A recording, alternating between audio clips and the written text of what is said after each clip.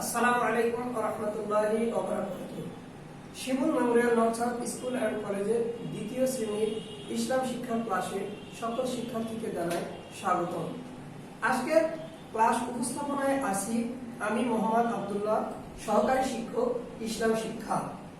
শিক্ষার্থীরা, আশা করি তোমরা সবাই ভালো আছো। তোমাদের সুস্বাস্থ্য কামনা করে আজকের দ্বিতীয় ক্লাসে ক্লাস শুরু করছি। আমি দেখো, আজকের ক্লাসে আমরা কোন বিষয় সম্পর্কে জানবো সেই বিষয়ে শিক্ষণফল আমরা এখন জেনে নিব। দেখো, আজকের শিক্ষণফল হচ্ছে এই পাঠ শেষে শিক্ষার্থীরা তোমরা যেটা শিখতে পারবে সেটা হচ্ছে তাহারাত সম্পর্কে জানতে পারবে, তাহারাতের প্রকার সম্পর্কে বিস্তারিত জানতে পারবে। তাহলে শিক্ষণফলে আমরা কি দেখলাম? তাহারাত সম্পর্কে জানতে পারবে, এর প্রকার সম্পর্কে জানতে পারবে। তোমরা হয়তো মনে করছো যে তাহারাত মানে কি? তাহারাত থেকে আমরা বুঝতে পারবো যে আমাদের আজকের পাঠ শিরোনামটা কি। তাহারাত শব্দের অর্থ হচ্ছে পবিত্রতা। তাহারাত আরবি শব্দের অর্থ হচ্ছে পবিত্রতা। দেখো, আজকে পাঠ শিরোনাম আমাদের কি আছে? পবিত্রতা। আজকে পাঠ শিরোনাম পবিত্রতা।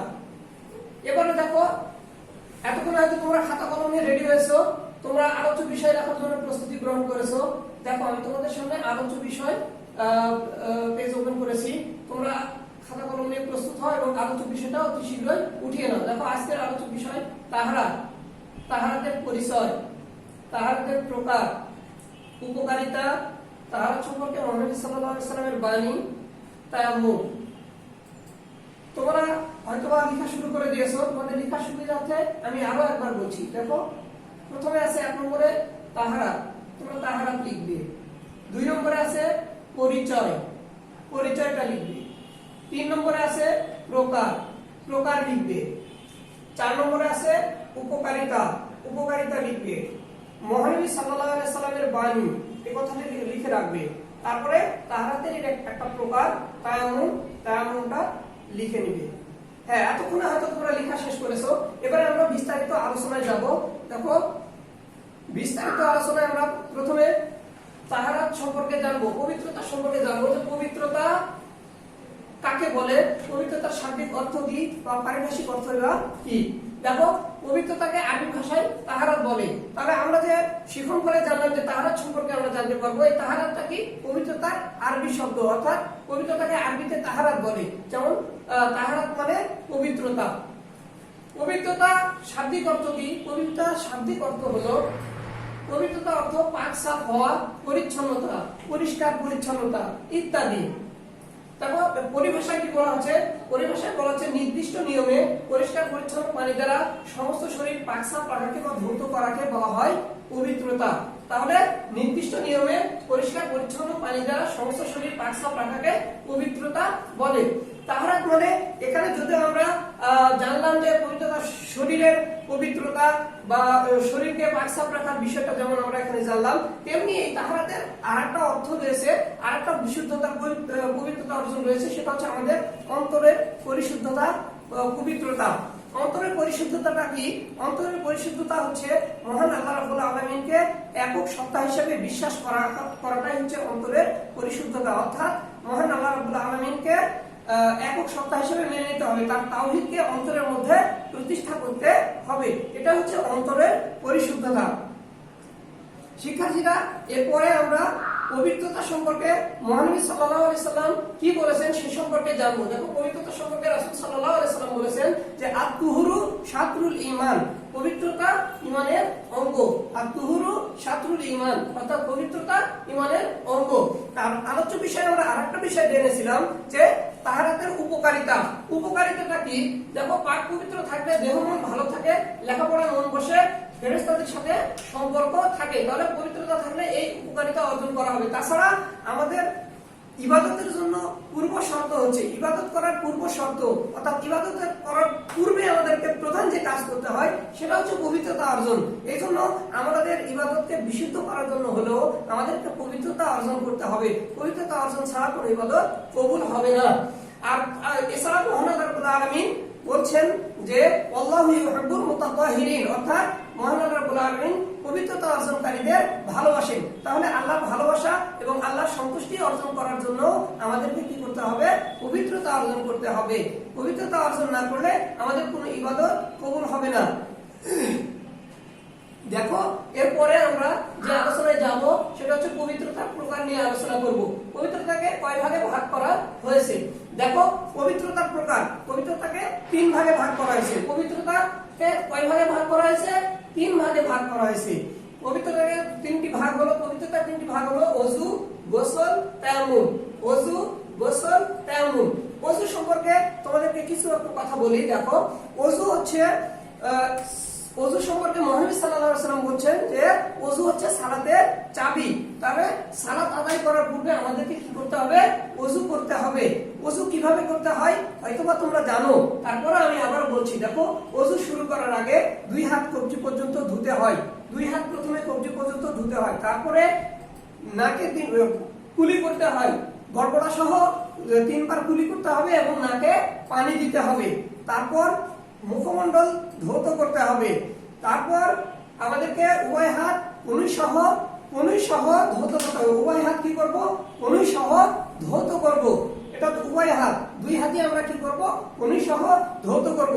তারপর আমরা মাথা মাসে করব এবং কানে পানি দিব। এইভাবে কানে পানি দিব, দিয়ে কান মুছে ফেলবো। তারপর সর্বশেষ যে কাজ, আমরা গিরা সহ উভয় পা ধৌত করব। পায়ের গিরা সহ উভয় পা ধৌত করব। এই যে পায়ের গিরা সহ উভয় পা ধৌত করব, এর মধ্যে অজুর, আমি যে অজুর বর্ণনাটা বললাম এর মধ্যে অজুর ফরজ আছে এবং অজুর কিছু সুন্নাত কাজও রয়েছে। তো অজুর ফরজ সম্পর্কে মহান আল্লাহ রাব্বুল আলামিন বলছেন যে ফাগসিলু উযুহাকুম, তোমরা প্রথমে তোমাদের মুখমণ্ডল ধৌত করো। তারপরে ওয়া আইদিয়াকুম ইলাল মারাফিক, তোমাদের উভয় হাত কনুই সহ ধৌত করো। ওয়ামসাহু বিরুসিকুম, তোমাদের মাথা মাসাও করো। ওয়া আরজুলুকুম ইলাল কাবাইন, তোমাদের পা টাকনু সহ ধৌত করো। গিরা সহ বা টাকনু সহ ধৌত করো। এটা হচ্ছে অজুর চারটি ফরজ। এই চারটি ফরজ ছাড়া কখনোই অজু শুদ্ধ হবে না। অতএব আমাদেরকে অজু করার সময় এই বিষয়গুলো অবশ্যই খেয়াল রাখতে হবে। তাহলে আমরা অজুর মাধ্যমে পবিত্রতা যেটা অর্জন করতে হয় সেই পবিত্রতাটা সঠিকভাবে অর্জন করতে পারবো এবং আমাদের ইবাদত বিশুদ্ধ হবে। এরপরে আসি গোসল। গোসল করার নিয়মটা কি?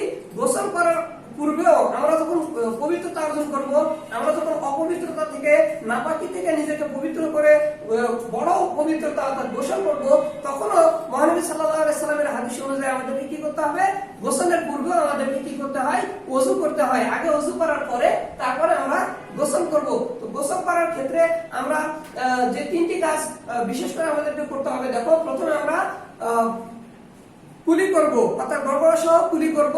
তারপর নাকে পানি দিয়ে ভালোভাবে নাক ঝেড়ে ফেলবো এবং সমস্ত শরীরে পানি ঢেলে দিব।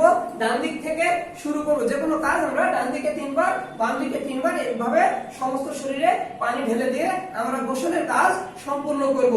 এবারে আসি আমরা তায়াম্মুম। তায়াম্মুম সম্পর্কে আমরা আজকে আরো বিস্তারিত আলোচনা করব। দেখো আমরা তায়াম্মুম কাকে বলে সেই সম্পর্কে আগে জানবো। তায়াম্মুম শব্দের অর্থ হচ্ছে ইচ্ছা করা।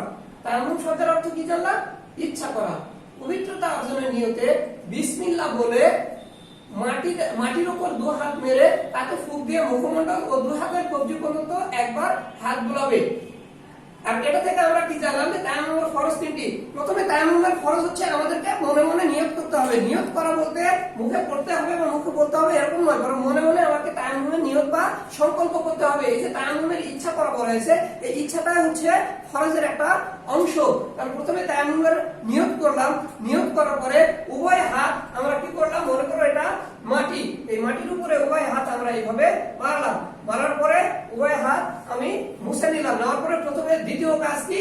আমার মুখমণ্ডল মাসা করা। এইভাবে মুখমণ্ডল সম্পূর্ণ মাসা করে নিলাম। তারপরে আমরা কি করব? উভয় হাত কবজি পর্যন্ত এইভাবে আমরা মাসা করে নিব। এ সম্পর্কে মহান আল্লাহ বলছেন যে ফামসাহু উযুহাকুম ওয়া আইদিয়াকুম, তোমরা তোমাদের মুখমণ্ডল মাসা করো, তারপর উভয় হাত কবজি পর্যন্ত কি করো? মাসা করে নাও। এরপরে এর থেকে আমরা কি জানলাম যে তায়াম্মুমের ফরজ তিনটি। তাহলে আমরা তায়াম্মুমের সংজ্ঞা, তায়াম্মুম কিভাবে করতে হয় এই পদ্ধতি জানলাম। এবারে আমরা জানবো যে আমরা কখন তায়াম্মুম করব? আমরা কি যখন তখন তায়াম্মুম করতে পারবো, যে কোনো সময় তায়াম্মুম করতে পারবো, নাকি এটা নির্দিষ্ট কোনো বিধান আছে, নির্দিষ্ট কোনো শর্ত আছে? দেখো পরবর্তী আলোচনায়, পরবর্তী পেজে আমরা তায়াম্মুম কখন করতে হবে এই বিষয়টা জানতে পারবো। দেখো এখানে লেখা আছে পানি পাওয়া না গেলে বা পানি ব্যবহারের কারণে বড় কোনো রোগের সম্ভাবনা থাকলে তায়াম্মুম করতে হয়। তাহলে তায়াম্মুম কখন করতে হয়? তায়াম্মুম কখন করতে হয় আমরা জানলাম। তায়াম্মুম করতে হবে যদি পানি না পাওয়া যায়, অর্থাৎ এমন কোনো জায়গাতে গিয়েছি যেখানে পানি পাওয়া যায় না, যেমন মরুভূমি এলাকাতে আমরা যদি যাই, কোনো একটা স্থানে যাই যেখানে আমরা সফরে গেছি, আমরা নিজ বাড়িতে নাই, কোনো একটা জায়গাতে বেড়াতে গেছি, সেখানে পানির ব্যবস্থা নাই, পানির কোনো সুব্যবস্থা নাই, তখন আমরা কি করব? তায়াম্মুম করব। আবার এমনও হতে পারে আমি বাড়িতে আছি কিন্তু আমি এমন একটা অসুখে ভুগতেছি, যে অসুখে ভোগার কারণে আমি যদি পানি ব্যবহার করি, তাহলে পানি ব্যবহারের কারণে আমার এই অসুখটা বৃদ্ধি পেতে পারে, অথবা আমার আরো বড় ধরনের অসুখের মধ্যে আমি পড়তে পারি, তখন আমরা কি করব? তায়াম্মুম করব। এভাবে এভাবে আমরা তায়াম্মুম করব। আর এই অবস্থার মধ্যে যখন পড়বো তখনই আমরা কেবল তায়াম্মুম করবো, এর বাইরে আমাদের তায়াম্মুম করা যাবে না। যদি করি সেটা আমাদের পবিত্রতা অর্জনের জন্য যথেষ্ট হবে না। আর তায়াম্মুম আমরা করলাম, তায়াম্মুম যখন আমরা করলাম, তায়াম্মুম করা অবস্থায় যদি আমরা কি করি? পানি পাই, অর্থাৎ সালাত আদায়ের জন্য আমরা তায়াম্মুম আমাদের জন্য শর্ত। এখন তায়াম্মুম করার পরে আমরা যদি এমন অবস্থায় উপনীত হই যে দেখা যাচ্ছে আমি পানি পেয়ে গেছি, তখন কিন্তু আমার আর তায়াম্মুম থাকে না, তায়াম্মুম ভঙ্গ হয়ে যায়। তবে অবশ্যই এখানে থাকতে হবে, আমার ওয়াক্ত থাকতে হবে, সালাতের সময় থাকতে হবে। এরকম সময় যদি আমি পানি পাই তাহলে অবশ্যই আমার তায়াম্মুম থাকবে না। এই কারণগুলো ছুটে গেলে আমার তায়াম্মুমটাও ভঙ্গ হয়ে যাবে।